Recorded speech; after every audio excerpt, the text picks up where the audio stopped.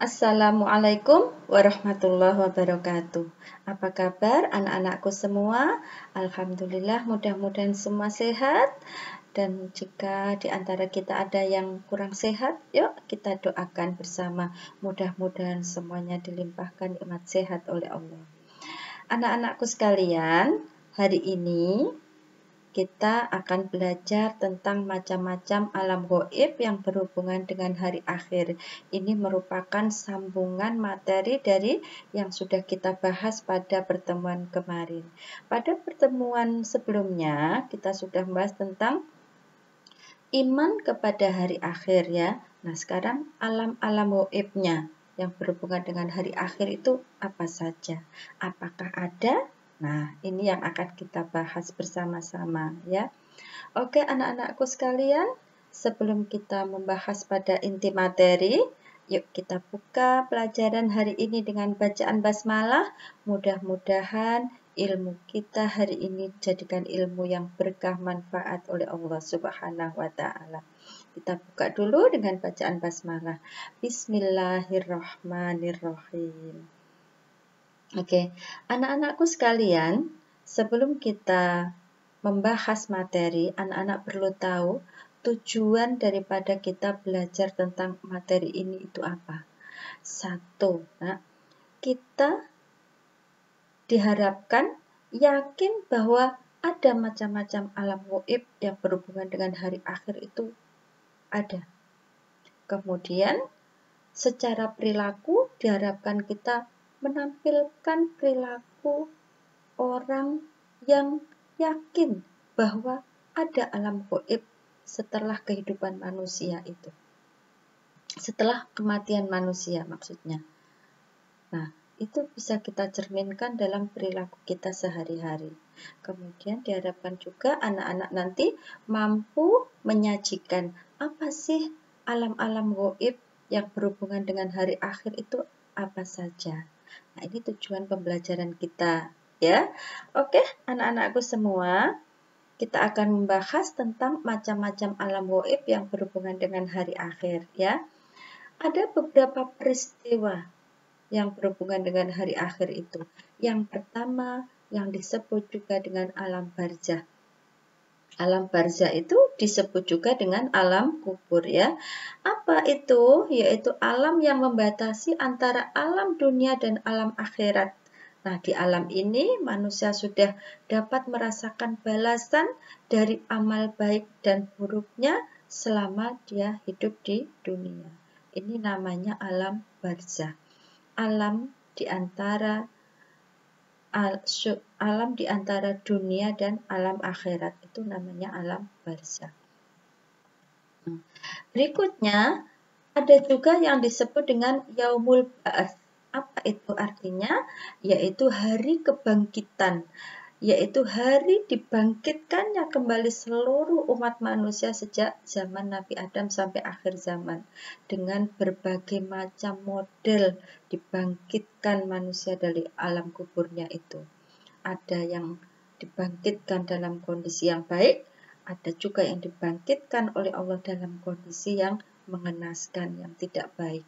Ini namanya adalah yaumul ba'ats.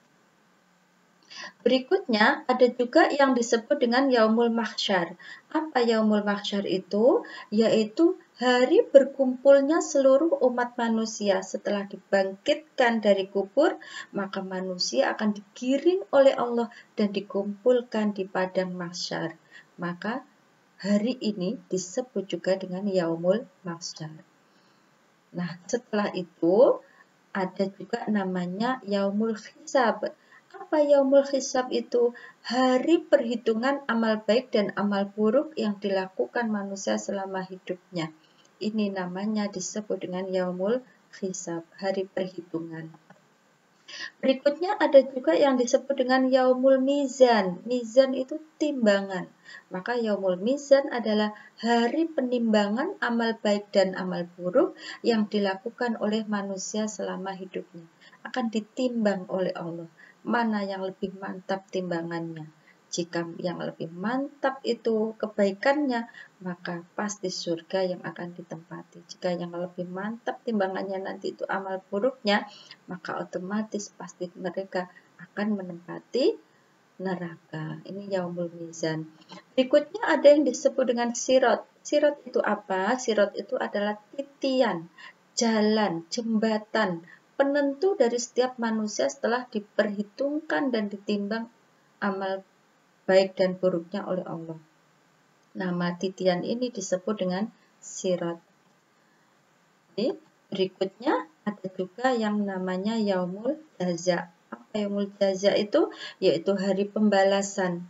Surga dan neraka itulah balasan jadi tempat terakhir yang diciptakan oleh Allah untuk memberikan balasan bagi manusia semasa hidup di dunia. Jika selama hidupnya dia baik, maka balasannya, jazanya adalah surga. Jika selama hidupnya manusia itu mursal, maka balasannya adalah neraka. Ini disebut dengan yaumul jaza.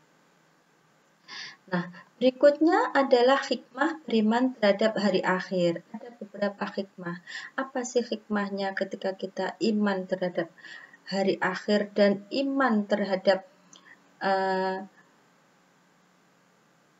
peristiwa-peristiwa yang berhubungan dengan hari akhir itu? Satu, dapat mendorong setiap muslim untuk memperbanyak amal ibadah dan amal kebaikan karena tahu, ingat bahwa manusia hidup hanya sementara, hanya sebentar, dan nanti akan mengalami kehidupan yang abadi, yaitu di akhirat. Yang kedua, dapat mendorong untuk gemar membelanjakan hartanya di jalan Allah serta memberantas sifat kikir, tamak, dan rakus. Jadi orang yang ingat kiamat, ingat peristiwa-peristiwa yang berhubungan dengan hari kiamat, maka akan senantiasa gemar membelanjakan hartanya itu di jalan Allah. Karena itulah nanti yang akan menjadikan penolongnya pada saat hari akhir nanti.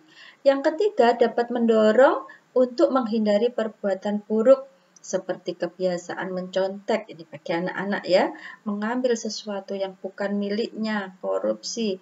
Nah, ini kalau orang itu beriman terhadap hari akhir dan peristiwa yang berhubungan dengan hari akhir, maka tidak akan melakukan hal-hal yang demikian.